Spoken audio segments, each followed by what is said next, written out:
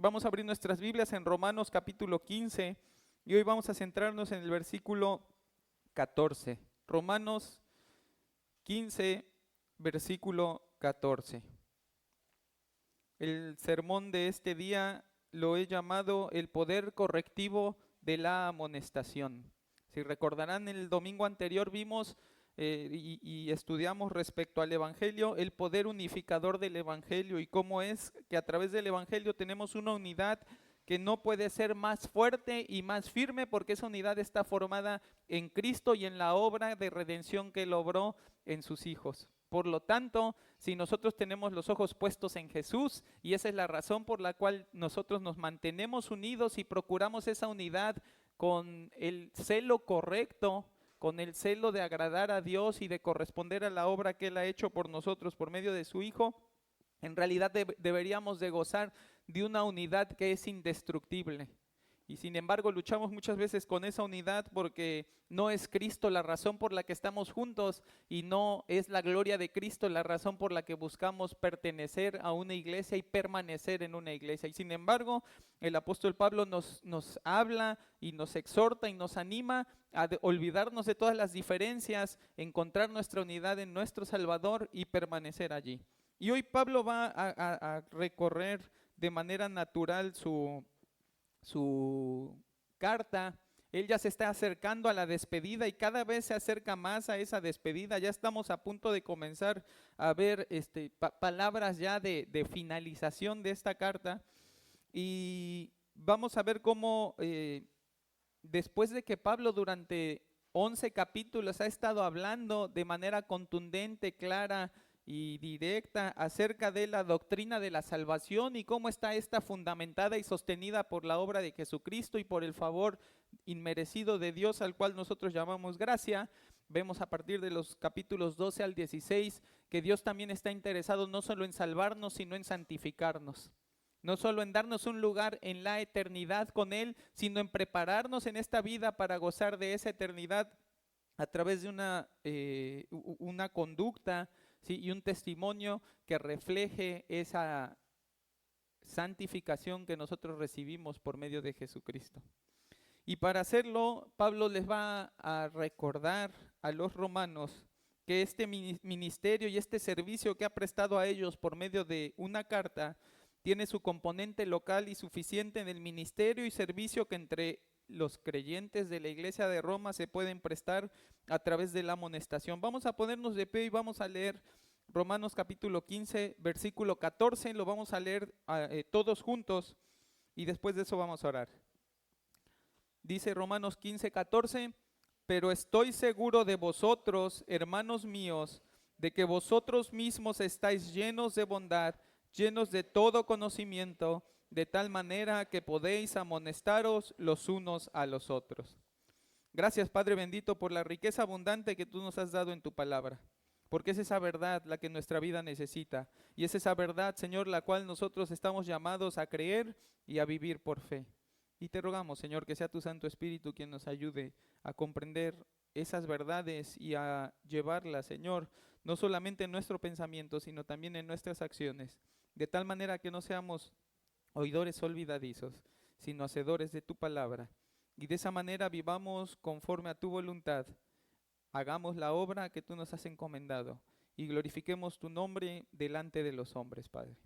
A ti sea la gloria, Señor, porque tenemos este precioso tesoro y porque en este tesoro hallamos siempre abundantes riquezas para una vida de piedad y una vida que refleja esa misericordia que le ha sido dada sin merecerla. Gracias, Señor, por este tiempo, que tu Espíritu Santo nos ayude en todo, Señor, en la comprensión, en el entendimiento, en la apropiación, Señor, de las verdades que tú quieres que formen parte de nuestra vida en Cristo y también de la práctica, de tal forma que fortalecidos y energizados por tu Santo Espíritu, estas verdades trasciendan el corazón y lleguen, Señor, a cada uno de nuestros miembros, a cada una de nuestras palabras y se manifiesten para provecho de tu cuerpo, de tu iglesia y para provecho, Señor, de esa obra que tú estás haciendo para extender tu reino por medio del Evangelio de Jesucristo. Te adoramos y te bendecimos y te rogamos esta ayuda en el nombre de Jesús. Amén. Bien, mis hermanos, pueden tomar asiento. Como les decía, Pablo comienza diciendo, pero estoy seguro de vosotros, hermanos míos, de que vosotros estáis llenos de bondad, llenos de todo conocimiento, de tal manera que podéis amonestaros los unos a los otros. Y en el 15 va a decir Pablo, mas os he escrito, ¿no? Es como si Pablo estuviera diciendo, yo sé que ustedes hubieran podido atender estas cosas que yo tuve que atender por medio de esta carta, y sin embargo me he tomado el tiempo de escribirles. Y yo me quiero centrar en este domingo en esa realidad sobre la cual Pablo escribe la carta a los romanos, que es la realidad y la confianza de saber que Dios está haciendo su obra en la iglesia.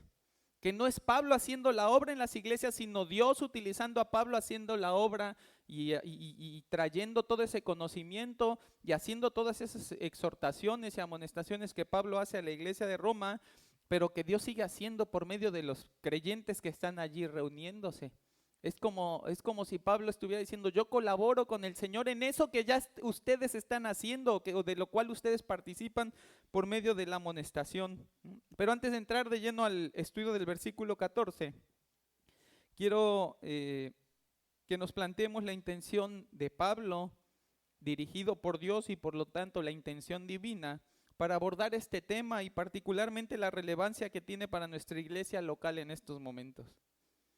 Por la gracia del Señor, ya son casi 9 años que esta iglesia tiene de haber sido fundada y de haber sido levantada sobre la verdad de la Escritura como fuente absoluta y exclusiva de la verdad que puede tanto salvar como santificar al hombre. Y durante todos estos años hemos gozado de los frutos de esa directriz divina respecto a la predicación fiel en nuestra congregación. Es decir, todo lo que ha logrado este cuerpo lo ha logrado sobre la base de la Escritura y solamente la Escritura. Sin embargo, hermano, es una realidad que hoy la dirección del Señor nos está apuntando ahora con gran fuerza, no solo a conocer la verdad que salva y santifica, sino a vivir todas las implicaciones de esa verdad en nuestra vida privada y pública.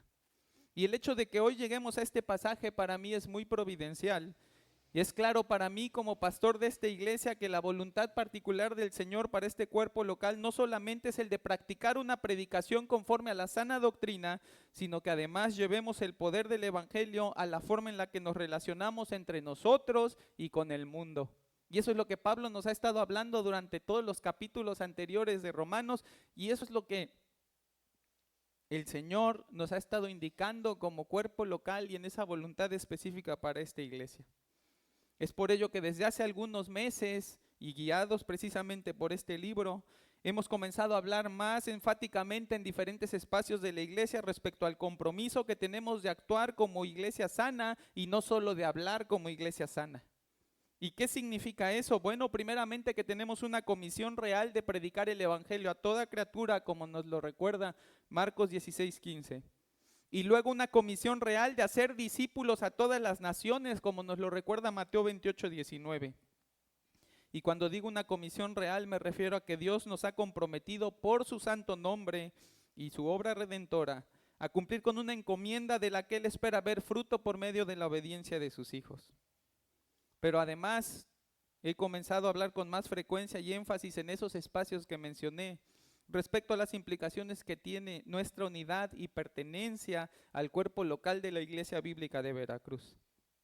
Y hoy resulta claro para mí que esos exhortos y ánimos con los que hemos tratado de despertar en nuestros hermanos esa diligencia mutua hasta las últimas consecuencias, no solamente la quiere ver el Señor en aquellos con los que he podido coincidir. Nuestro Dios quiere ver esa diligencia mutua en todos los que profesando el nombre de Cristo han decidido estar en esta iglesia el día de hoy. Y eso los incluye a todos los que vinieron hoy por primera vez, ¿no? En esa providencia del Señor, Él ha dispuesto que hoy estén aquí para escuchar estas palabras y que de estas palabras todos podamos encontrar bendición, edificación y provecho para llevarlo a donde quiera que el Señor nos ponga. Así que yo te pido que escuches este mensaje con atención, porque creo que el Dios soberano, que no comete errores, no cometió uno al traerte a esta iglesia para ser enseñado, redarguido, corregido e instruido en justicia por medio de la palabra. Más bien, así como lo hizo con muchos de nosotros hace muchos años cuando nos sacó el Señor de donde estábamos, el Señor nos trajo aquí a este lugar donde Él quiere que estemos, a fin de que nos abandonemos en Él y junto con ello toda doctrina, conocimiento, ciencia, convicción y costumbre que no tiene respaldo bíblico y que por lo tanto en nada nos aprovecha ni nos santifica, sino que nos estorba, entorpece, ralentiza y distrae de un andar en Cristo y un caminar en el Espíritu Santo que sea conforme a la medida de fe que Dios ha derramado en nosotros. El sentido de todo este preámbulo, querido hermano, es el de hacerte saber que el Señor le está pidiendo a su iglesia bíblica de Veracruz y por lo tanto a ti que estás aquí hoy, un andar comprometido con la santidad de su nombre y la santidad del cuerpo de Cristo. Y que si no te determinas a participar de ello con fervor, serás como el paciente que necesita salud pero se niega a tomar el tratamiento y a cambiar los hábitos que lo tienen en esa condición indeseable. Por tanto, la predicación en la iglesia te será tan útil como lo es el mejor hospital para el hombre que anhela una mejor vida, pero que no quiere cambiar nada de su vida actual. Entonces aquí vamos a comenzar, hermanos, viendo cómo Pablo está diciendo cosas respecto al poder y al deber de la amonestación que son muy significativas para la iglesia de Roma y que lo tienen que ser el día de hoy para la iglesia bíblica de Veracruz. Y lo primero que quiero explicar, lo primero que debe de ser claro para todos nosotros es qué es la amonestación. Del griego nuteteo, el término bíblico de amonestar se refiere a poner en la mente de alguien algo. La idea es poner un pensamiento en la mente del otro con el fin de advertirle, prevenirle o exhortarle. Y creo que tenemos mucha práctica en la amonestación cuando hablamos del ámbito familiar, ¿no?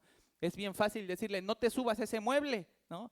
No saltes en la cama, ¿no? No tomes algún cuchillo, no metas la mano al fuego, y estamos amonestando continuamente, advirtiendo y poniendo en la mente que si no hace caso a esas palabras nuestro hijo, nuestro pequeño, lo que sea, algo puede suceder.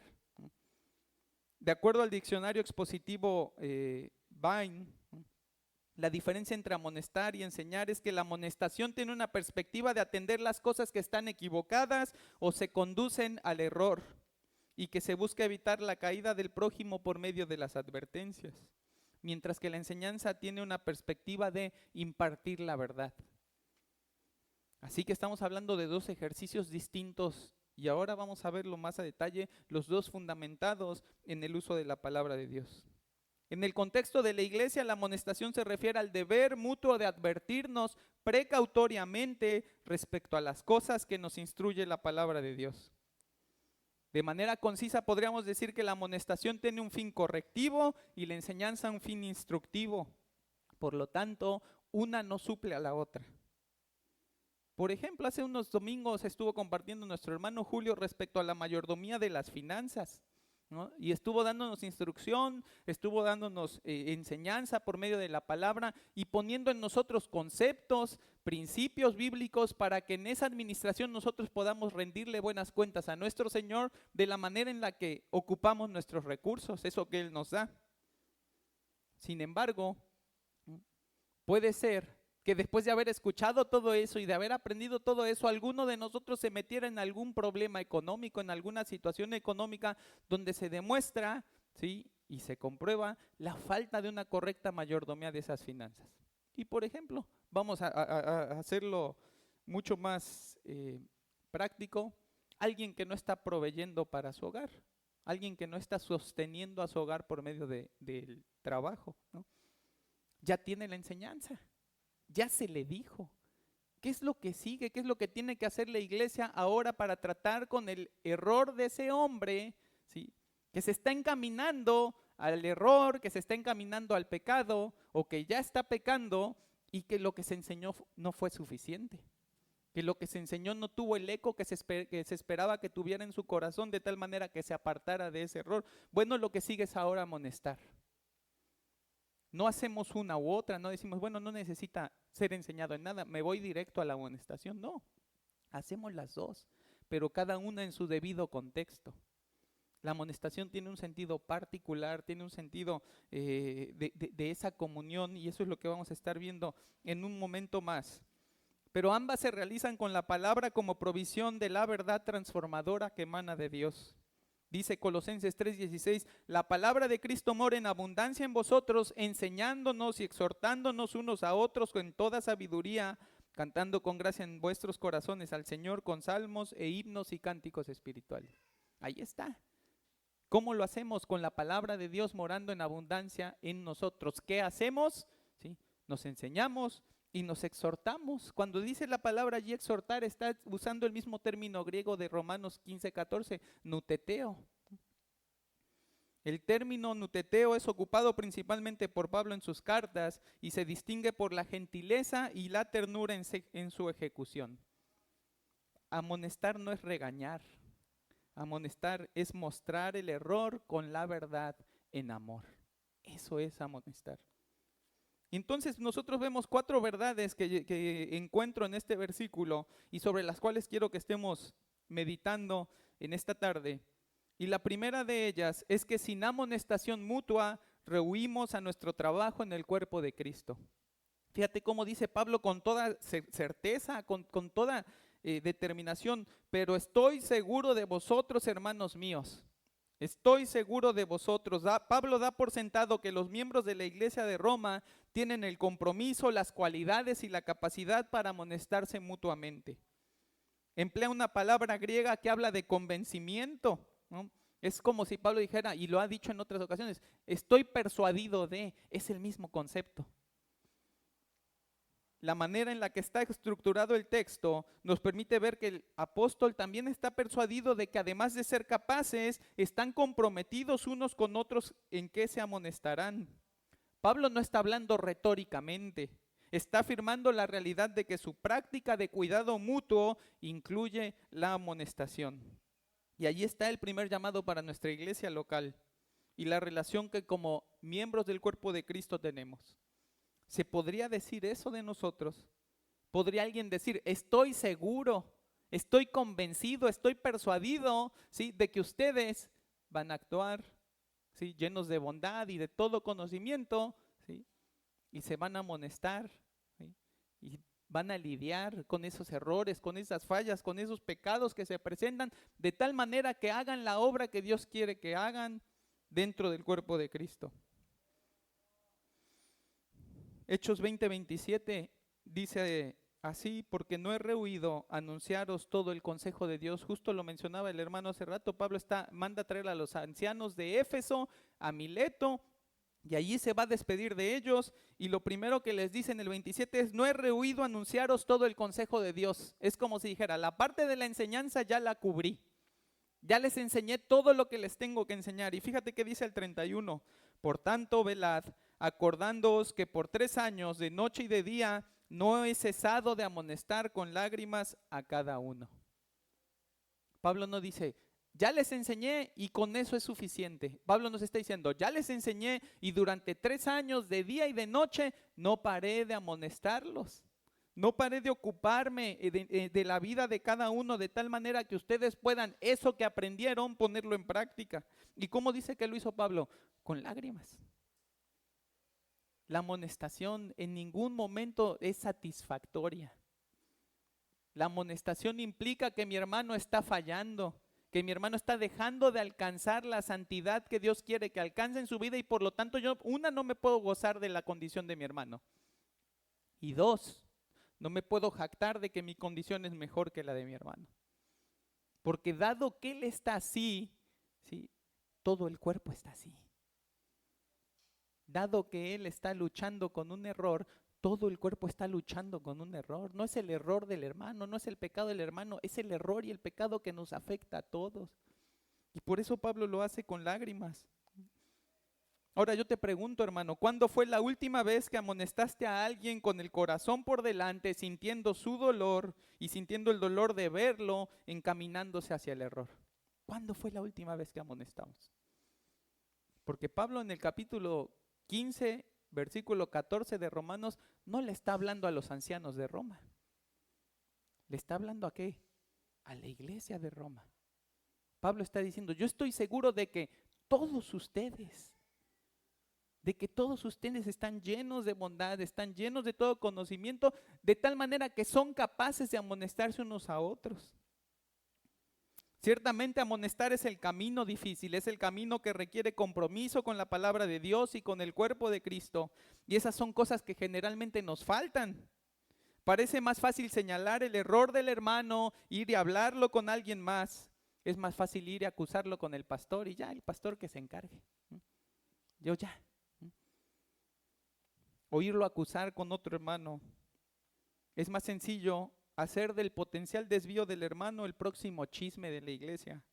O quejarnos cuando ese error ha tenido efecto sobre nosotros y nos ha desanimado y nos ha afectado el error del hermano, e irlo a hablar con el último que tendría que escuchar qué es lo que está pasando.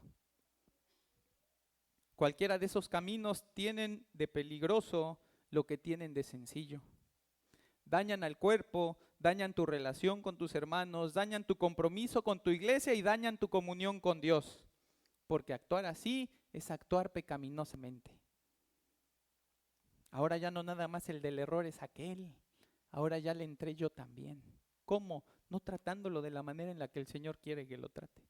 No empleando los medios que el Señor dio para que la iglesia trate con los pecados y los errores de los hermanos. Cuando el Señor te permite atestiguar o experimentar en ti mismo el error de tu hermano, lo que el Señor está haciendo en su providencia es dándote la oportunidad de ser tú quien se ocupe de amonestar amorosamente a tu hermano para salvaguardar su fe del error y su santidad, ¿sí? Evitándole el daño del pecado. Mi hermano, esto yo te lo digo reconociendo que mientras preparaba este mensaje me fue necesario analizar con seriedad cuántas veces yo mismo he rehuido a ese deber de amonestar. Yo reconozco que en la gracia de Dios encuentro perdón y poder para no continuar con esa vieja costumbre, sino renovar mi mente y presentarme en sacrificio a Dios a fin de actuar como Él lo espera de sus hijos. Pero hermano, necesitamos cambiar. Necesitamos que nuestras relaciones sean distintas, pero no distintas conforme a lo que nosotros queremos, sino conforme a lo que la palabra nos instruye. Y esta lucha por amonestar tiene dos caras y creo que muchas veces esas caras son cómplices. Una cara es el no tener la diligencia y el valor y el compromiso de ir y amonestar a mi hermano, y la otra cara es la de no soportar la amonestación. Es la de sentirme tan santo o ver con tan poca claridad el potencial pecaminoso de mi corazón, que si alguien me amonesta con la escritura, me defiendo hasta los dientes porque yo no me veo nada malo. Me ofendo porque yo no soy así. Me irrito, huyo, mejor me busco otro lugar donde no se metan conmigo, porque aquí qué.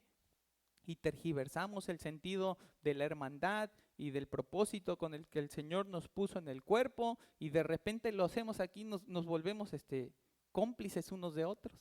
Ya sé que el hermano está mal, pero mira, mientras él no diga nada y yo no diga nada, pues ahí vamos. El Señor hará su obra en su momento, sí.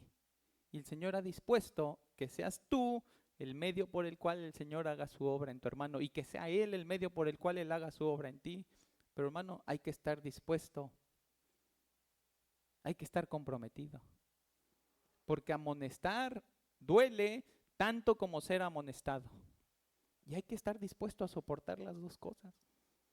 Hermano, precisamente por eso tenemos la orden de amonestarnos unos a otros, porque siempre nos va a ser increíblemente difícil ver lo malo en nosotros mismos. Así como es de fácil ver los pecados y errores de otros, esos otros tienen mucha más facilidad para ver mis pecados y mis errores con claridad. Pablo no dice, y el Señor no dice, miren, párense en un espejo y amonéstense ustedes solitos.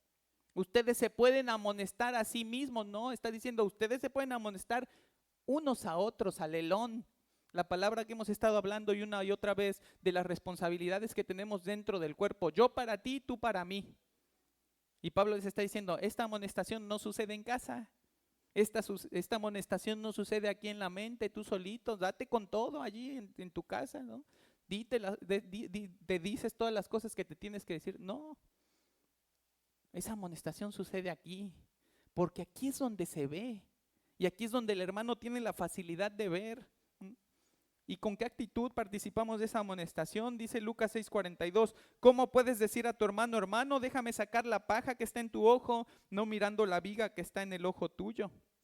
Hipócrita, saca primero la viga de tu propio ojo y entonces verás bien para sacar la paja que está en el ojo de tu hermano. Muchas veces, y lo platicaba el otro día con un hermano, ¿no? Muchas veces vemos este pasaje y decimos, pues como aquel tiene paja y yo tengo viga, pues así, cada quien con lo suyo. Y lo que Jesús le está enseñando a sus discípulos, Él les está diciendo a los discípulos, ustedes no pueden ser ciegos y ser guías de ciegos. Ustedes deben de limpiar su mirada, ustedes deben de ocuparse de su vida de tal manera que quitándose los estorbos que les permiten ver claramente el pecado del otro, la falla del otro, la falta de conocimiento o la falta de fe del otro, ustedes puedan suplir eso, ¿sí? En el orden correcto, primero trato conmigo, después trato con él. Pero nunca nos da la palabra la salida para decir, pues como yo tengo no le puedo decir nada, no. Siempre es ese deber de limpiarme y de buscarle y de pedirle al Señor, Señor, aún como David, muéstrame mis pecados que me son ocultos, perdónamelos. Perdónamelos porque no los alcanzo a ver. Perdónamelos por la sangre de Cristo y dame esa claridad para verlos. ¿Para qué? Para poder servirle al cuerpo como le tengo que servir. Así que un verdadero discípulo de Cristo no es uno que rehúya su deber de amonestar ni al privilegio de ser amonestado. Quien se niega a amonestar y a ser amonestado, niega su función básica dentro del cuerpo de Cristo. Porque hermano, tu función dentro del cuerpo de Cristo no es montar el equipo. O más bien, sí es, pero no es la básica.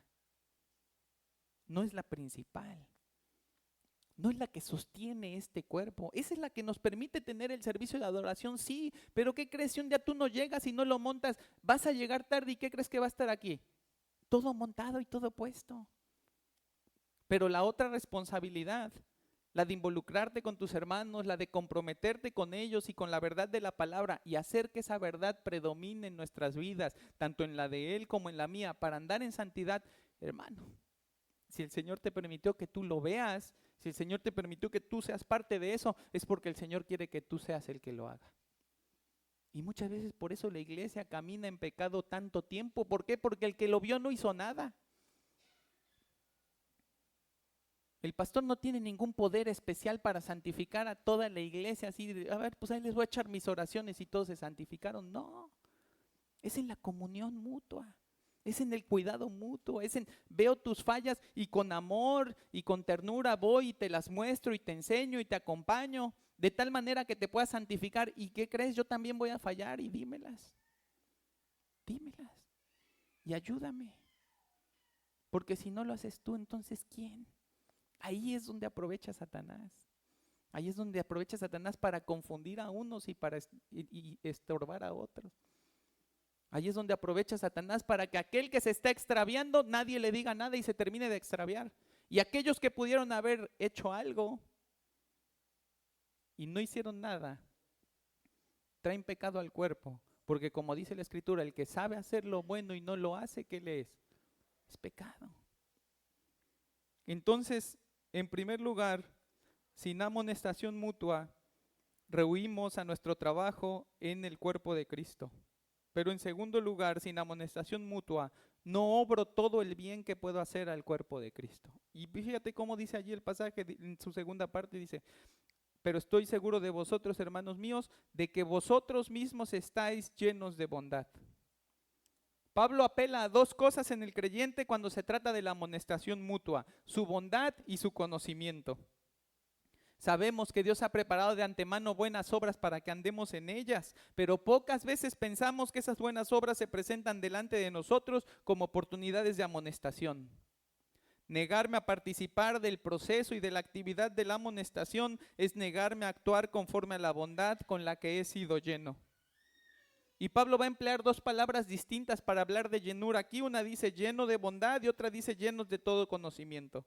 La que emplea para bondad es la palabra griega mestos, que se utiliza para referirse a personas cuyas mentes están llenas de pensamientos y emociones, y particularmente aquí, pensamientos y emociones bondadosos.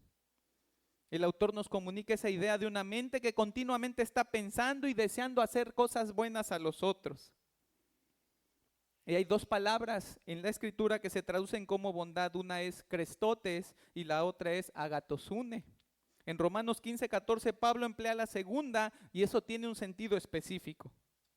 Crestóteles describe los aspectos más amables de la bondad y se manifiesta en una disposición amable hacia otros. Es como cuando dice la escritura, cuando se manifestó la bondad de Dios, ahí mismo en Romanos, está usando Crestóteles. Por su parte, Agathosune nos habla de las cualidades de hacer el bien a otros, no necesariamente por medios gentiles y simultáneamente sin que esa bondad carezca de amor. Dos eruditos, dos que participaron en quienes se basaron para hacer este trabajo con el diccionario expositivo Vine, en la escritura y diferencian y tratan de hacer esa distinción entre Crestóteles y Agathosune. Entonces ellos dicen que en la escritura nosotros vemos Crestóteles en el relato de la mujer que va y que lava los pies de Cristo con un perfume muy caro y a la cual Cristo le perdona sus pecados. Está en Lucas 7. Pero vemos a Agathosune en el momento en el que Jesús va y limpia el templo de todos esos vendedores que solo estaban tratando de comerciar con la religión. O en ese momento en el que Jesús confronta a los fariseos y termina diciendo, Jerusalén, Jerusalén, ¿cuántas veces los quise juntar como la gallina junta sus polluelos?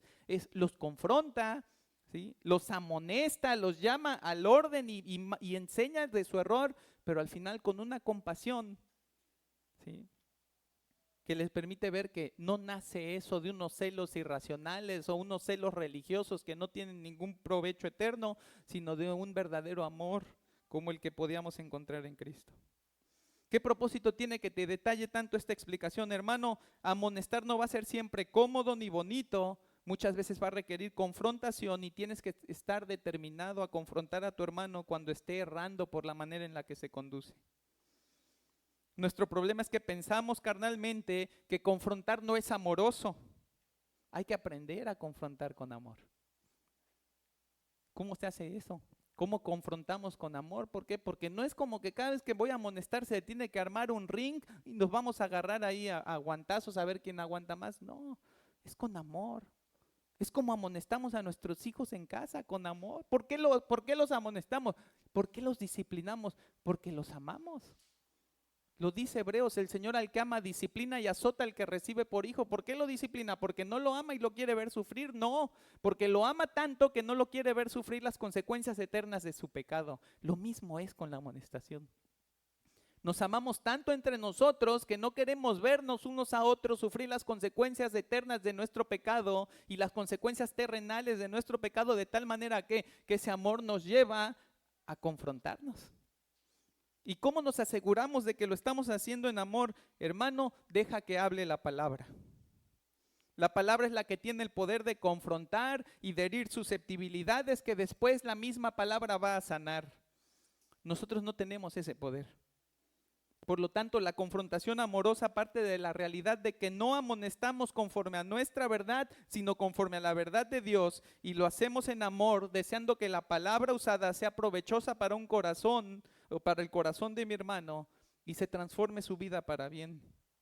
No condenando al hermano antes de tiempo, sino esperando que el fruto de la amonestación bíblica sea la piedad. Muchas veces decimos, pues tiene que topar con pared para que entienda. No, hermano, ese es el propósito de la amonestación, que no nos esperemos a que el hermano tope con pared, que extendamos la misericordia que Dios nos ha extendido a nosotros de tal manera que lo detengamos antes de que se estrelle. Que nos ocupemos de su vida y de su santidad y de su bienestar espiritual antes de que pague consecuencias más caras. Ese es el propósito y el amor dentro de la amonestación, y para eso necesitamos la palabra. Entonces, si mi vida de comunión con los hermanos no incluye dar y recibir amonestación, ni yo estoy haciendo todo el bien que puedo hacer al cuerpo al cual Dios me llamó, ni ellos están haciendo todo el bien que podrían hacerme a mí. Hermano, siéntete no amado como debería ser amado en una iglesia donde nadie te amonesta. No te aman allí. Y es duro, pero es una realidad. ¿Cuánto les importa tu vida? Tanto que mejor te dejan. Que mejor ahí ahí el Señor hará algo, y la responsabilidad que el Señor le dio a ese cuerpo no la ejercen. Pero allá cacareamos de un amor, ¿no?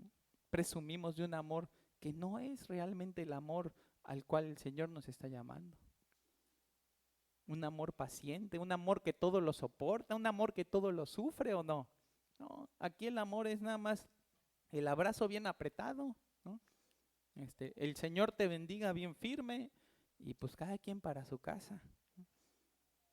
Pero hermano, también reconoce que no amas como deberías a tu iglesia cuando no amonestas a nadie.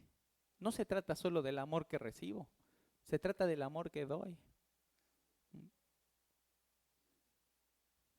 Se trata de cómo empleo el tiempo en el que el Señor me permite estar con mis hermanos. ¿De qué hago con lo que veo? ¿Qué hago con lo que veo? ¿En qué me involucro con lo que el Señor me permite ver? Así que hermanos, sin amonestación mutua, no obro todo el bien que puedo hacer al cuerpo de Cristo. Y en tercer lugar, sin amonestación mutua, no sirvo con el conocimiento de Dios para el cuerpo de Cristo. Y es lo que dice la siguiente parte del versículo, dice, vosotros mismos estáis llenos de bondad, y luego dice, llenos de todo conocimiento. Ahora Pablo utiliza otra palabra para llenura y es la palabra plero, que nos habla de plenitud. Para amonestar no solo requerimos una provisión de bondad, requerimos también una provisión de conocimiento que abunde plenamente en nosotros.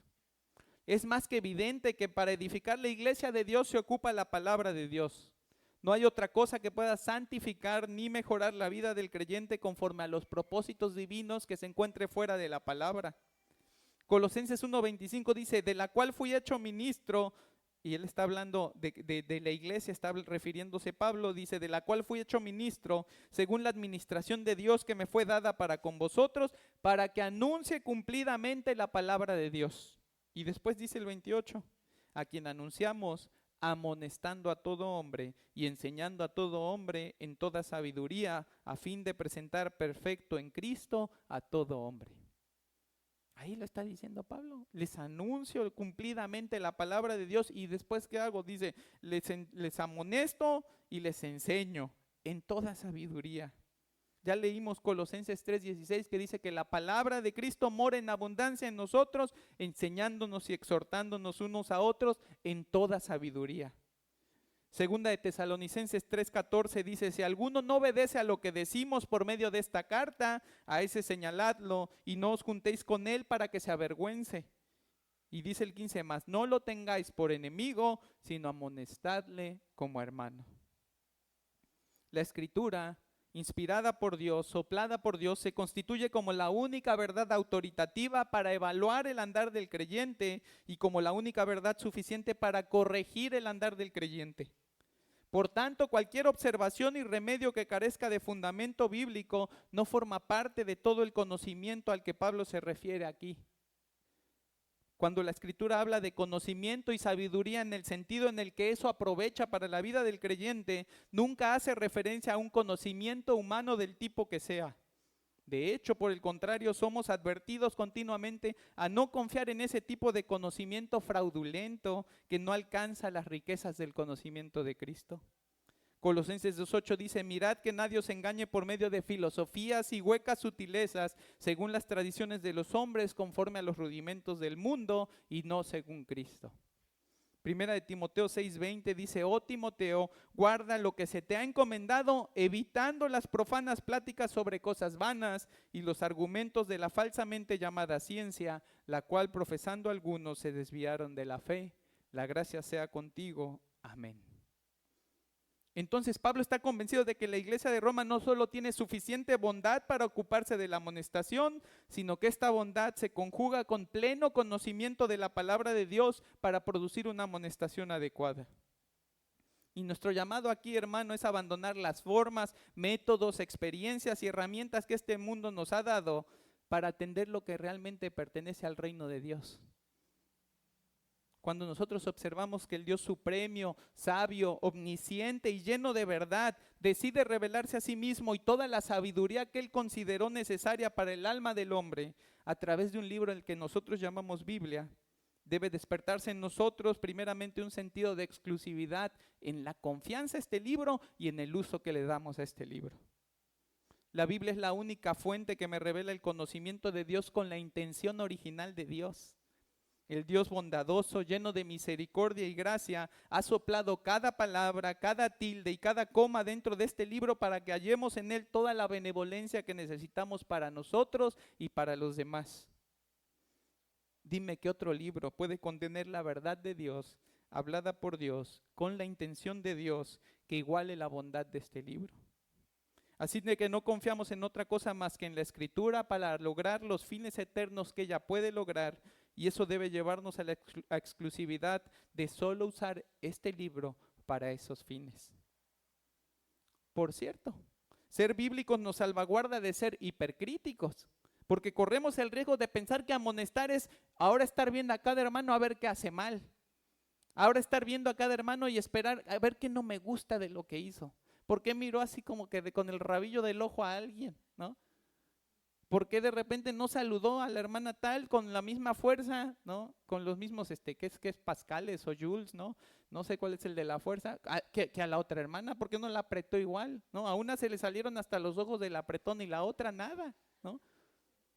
Nos salva la Biblia de eso, de ser nosotros los que ponemos los estándares y de juzgarnos equivocadamente, ¿sí? Juzgarnos con un corazón crítico y entonces no solo no corregir el error, sino hacerlo más grave.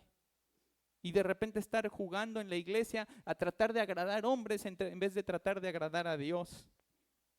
La Escritura nos asegura que amonestamos conforme a lo que el Señor pide en su palabra, que ese es el único estándar con el que nosotros nos juzgamos y que esa es la única meta que nosotros perseguimos, que cada uno de nosotros sea conforme a lo que la palabra quiere que seamos.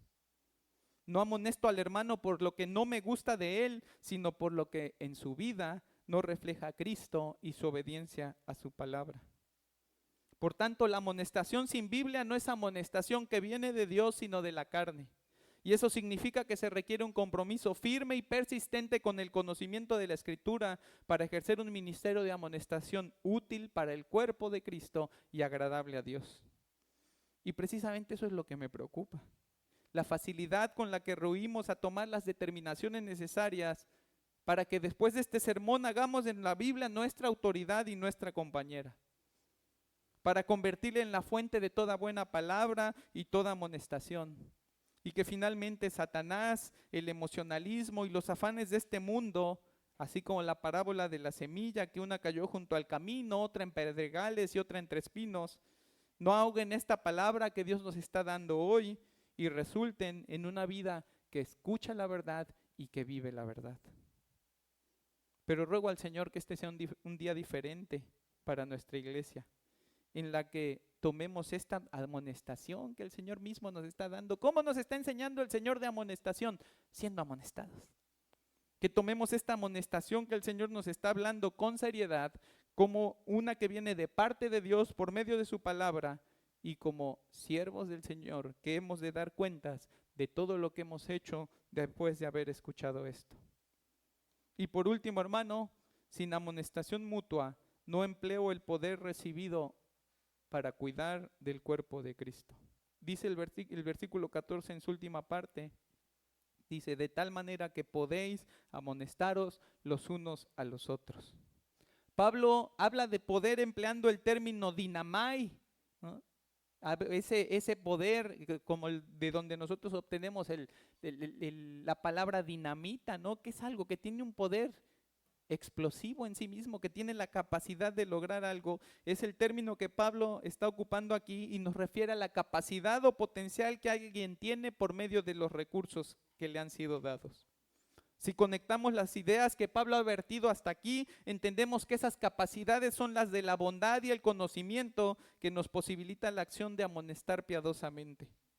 Por tanto, debemos reconocer como hijos de Dios que hemos sido provistos por Dios de todo lo necesario para participar de la corrección y edificación del cuerpo.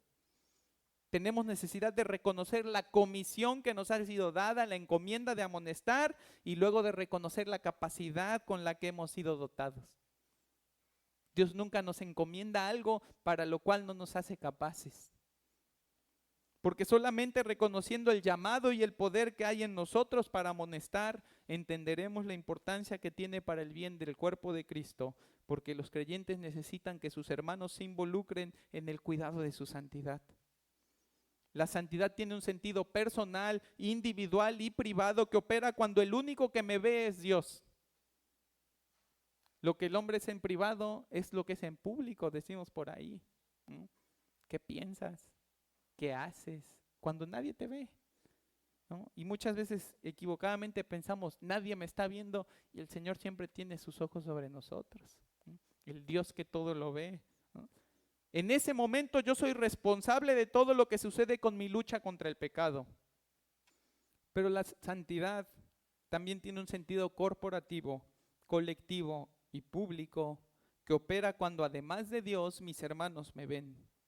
Allí ellos son corresponsables conmigo de todo lo que sucede con mi lucha contra el pecado.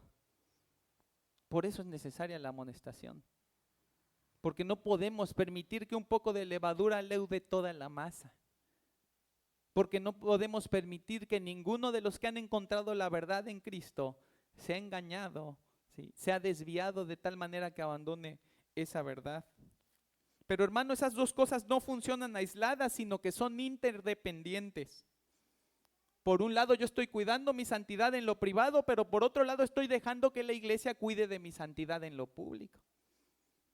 He podido experimentar en mi propia vida los grandes beneficios de compartir con mi esposa y con otros hermanos en la fe esas luchas privadas.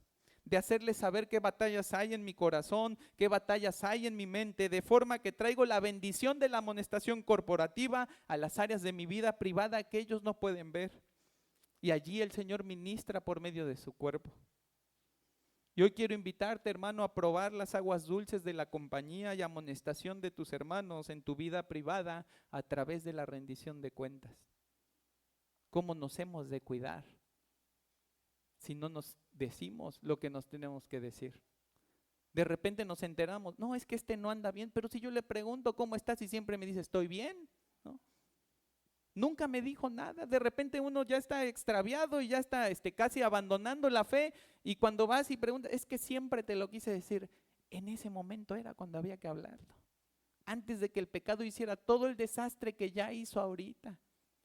Hermano, nuestras vidas son vidas transparentes. Si tú crees que tienes una vida que tú puedes llevar en casa y que tus hermanos no tienen que enterarse de eso, hermano, no estás entendiendo la misericordia y la gracia de Dios.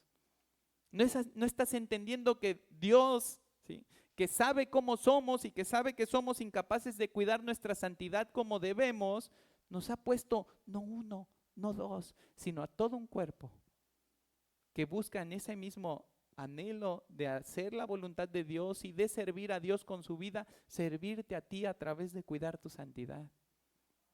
Pero uno se tiene que abrir. Uno tiene que dejar salir los secretos más feos. ¿Por qué? Porque ahí es donde entra la gracia. Ahí es cuando opera la gracia. Ahí es cuando opera el poder de la palabra. Ahí es cuando se hace manifiesta la bondad. Y ahí es cuando es útil el pleno conocimiento de la palabra de Dios. ¿Para qué? Para traer luz donde solo había oscuridad. Pero hermano, hay que abrirse. Hay que reconocer. Hay que aceptar. Se va a ver lo más feo de mí. Hermano, ¿a poco crees que la iglesia piensa que no tienes nada feo? No, hermano. La Biblia dice, y Jesús dijo, no he venido a salvar a justos, sino ¿a qué? A pecadores. Pablo decía, yo soy el primero de todos. Hermanos, cada uno de nosotros puede decir, yo soy el peor de todos. Y seguramente lo seríamos. Y si pusiéramos en una pantalla todo lo que hemos hecho en nuestra vida y cada pecado que hemos cometido, hermano, estaríamos más horrorizados nosotros de todo lo que hemos hecho que tus hermanos que han vivido y han experimentado y han sufrido las consecuencias del pecado en sus propias vidas y que han conocido la gracia de Dios, que es capaz de perdonarlo todo, que es capaz, ¿sí?, de eliminarlo todo, de poner su propia justicia y su propia sangre sobre eso, para que eso no sea lo que te defina delante de Dios, sino la obra de Jesucristo la que te haga, ¿sí?, acepto delante del Padre. De tal manera, hermanos, que si nosotros no nos abrimos, si nosotros no nos rendimos cuentas y si nosotros no nos contamos qué hay verdaderamente dentro de nuestro corazón, ¿cómo nos vamos a ayudar? Dice Santiago 5:16, confesaos vuestras ofensas unos a otros y orad unos por otros para que seáis sanados. La oración eficaz del justo puede mucho. Hebreos 3:12 dice, mirad hermanos que no haya en ninguno de vosotros corazón malo de incredulidad para apartarse del Dios vivo. Antes, exhortaos los unos a los otros cada día, entre tanto que se dice hoy, para que ninguno de vosotros se endurezca por el engaño del pecado. Efesios 5:21 dice, someteos unos a otros en el temor de Dios. Mi invitación para ti, hermano, es a participar de esta dirección en la que Cristo está llevando a su esposa a una santificación acorde a su llamamiento. Donde cualquiera que se diga parte de esta iglesia local es alguien comprometido con su santidad personal y con la de sus hermanos. Que abre su corazón, su mente y su hogar a otros para animar y ser animado, para corregir y ser corregido, para amonestar y ser amonestado. Que no se conforma con un saludo fraternal cada domingo y a eso le llama amor, sino que se involucra con sus hermanos para andar en la verdad y la santidad, con un amor dispuesto a hacer todo el bien posible con toda la capacidad que hemos recibido. Y mi invitación también implica, para todos los que se reúnen aquí, el ejercicio del amor conforme a la Escritura, que nos exhorta a no hablar de mi hermano con otro hermano, sino hablar con mi hermano sobre los problemas que él y yo podemos tener o los errores en los que él y yo estamos cayendo. Mejor que seamos hallados amonestando al hermano cara a cara con amor, que ser hallados acusando al hermano con alguien más conforme a nuestra carne, conforme a nuestro pecado y conforme a la dureza de nuestro corazón. No llenemos la iglesia de nuestras contiendas, llenémosla de bondad y conocimiento de Dios, para que el amor que hay en nosotros sea provechoso hasta el último trecho de nuestra vida en Cristo. Así que ese es el llamado de hoy. Esa es la responsabilidad que Dios está poniendo sobre nosotros. Un llamado a participar de la amonestación mutua,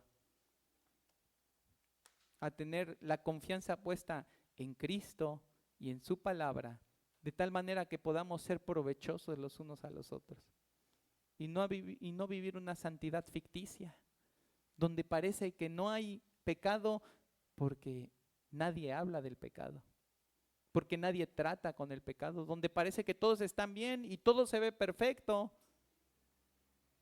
No hay nada que tratar, no hay nada que amonestar. ¿Por qué? Porque estamos tan encerrados.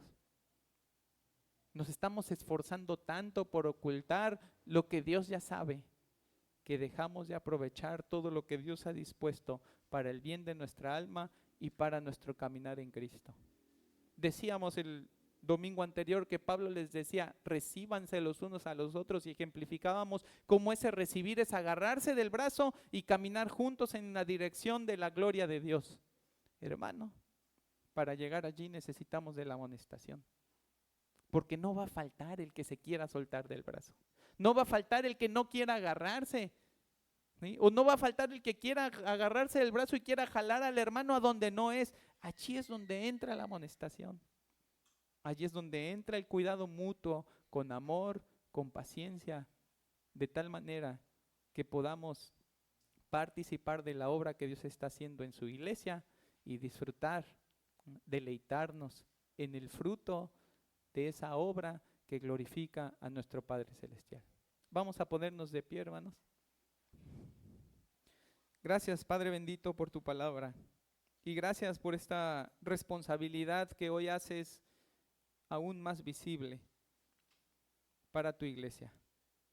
Esa responsabilidad de participar en el cuidado mutuo, en la santificación mutua, Señor, a través de una amonestación que emane de una vida piadosa, que cuida primeramente su santidad, Señor, y que en obediencia actúa en toda la bondad que tú has puesto en nuestros corazones, en ese deseo de hacer el bien a los demás.